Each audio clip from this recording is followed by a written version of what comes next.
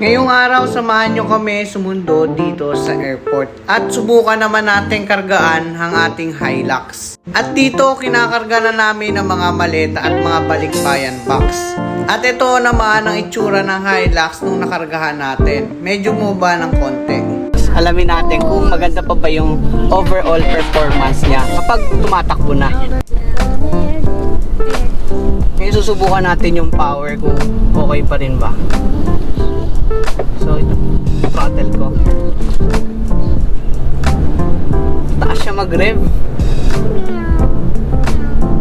Kung i-compare sa walang karga, medyo ramdam mo ngayon na may weight. Ramdam mo na 2.4 lang yung makina niya. Delay yung konting power niya. Parang sakal siya sa eco mode kapag puno yung karga eh. Tagal siya mag-100. Follow